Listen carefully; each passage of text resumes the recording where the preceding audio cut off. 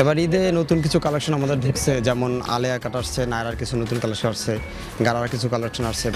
কেনা বেচাটা কাস্টমার একটু দামাদামিটা বেশি করতেছে, এই জন্য আমাদের বেচা মাল বেশি দেখানো হইতেছে। তা আমাদের এই মার্কেটে মহসিন মার্কেটে আশা করি সব ভর্তিরাই কিনতে পারবো, যেমন একটু নিম্নবর্তীরা আছে তারাও কিনতে পারবে, একটু যারা হাই লেভেল একটু চায় তাদের জন্য কালেকশন আছে।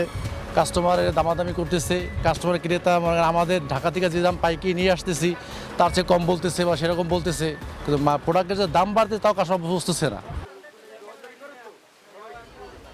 ঈদকে সামনে রেখে জমে উঠেছে বরিশালের হাজী মোহাম্মদ মহসিন মার্কেট, যা বর্তমানে ডিসি মার্কেট নামে পরিচিত। ব্যস্ত সময় পার করছেন মার্কেটের ব্যবসায়ীরা। এবার ঈদ উপলক্ষে নতুন নতুন পোশাকের পসরা সাজিয়েছেন তারা।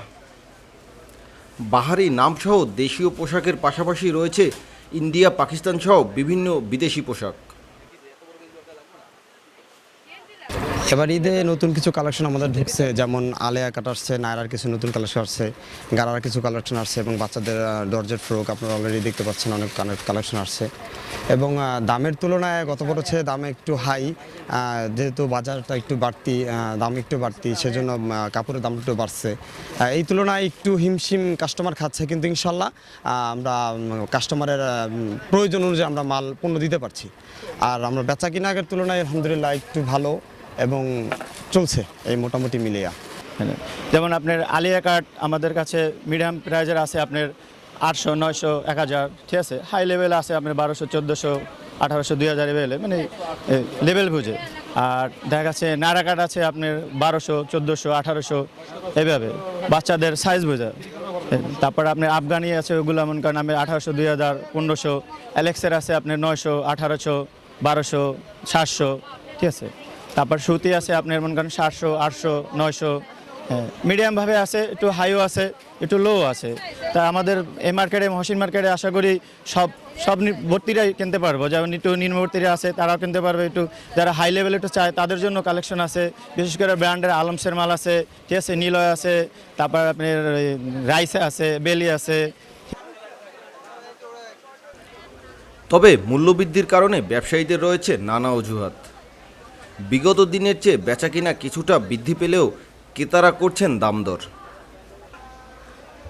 ঈদ ঘনিয়ে আসার সাথে সাথে বেচাকিনা বাড়বে বলে আশাবাদী ব্যবসায়ীরা।